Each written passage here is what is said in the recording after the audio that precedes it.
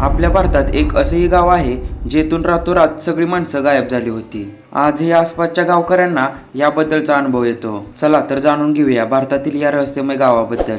पण त्यापूर्वी आपल्या चॅनलला नक्की सबस्क्राईब करा। राजस्थानमधल्या जयपूर जवळ असलेल्या कुलधरा गावचा एक खरंच गूढ इतिहास आहे। एकेकाळी पालीवाल ब्राह्मणांचं हे समृद्ध गाव होतं, ज्यांना व्यापारातील उत्तम कौशल्य होतं। पण साधारण 2000 वर्षापूर्वी एका रात्री या गावातील सर्व लोक अचानक गायब झाले। त्यामागचं कारण हे तसंच होतं। त्या गावातील सलीम सिंग नावाचा शासक होता।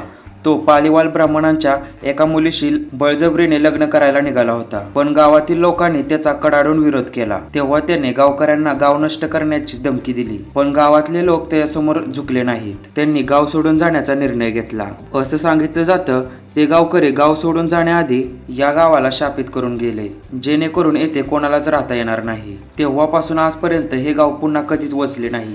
त्यानंतर सरकारने हे गाव आपल्या ताब्यात घेतलं आणि हे पर्यटन स्थळ म्हणून डेव्हलप केलं। पण जगभरातून येणाऱ्या पर्यटकांना हे गाव पाहण्यासाठी फार वेळ दिला जात नाही, तसा तिथला नियमच आहे।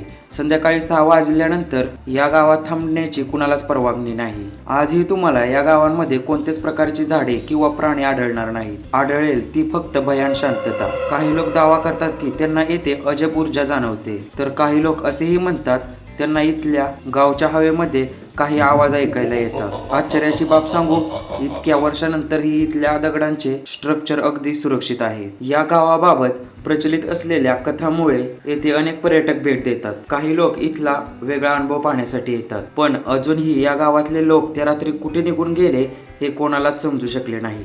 या रहस्यमय गावाबद्दल तुम्हाला माहित होते का? कमेंट करून नक्की सांगा।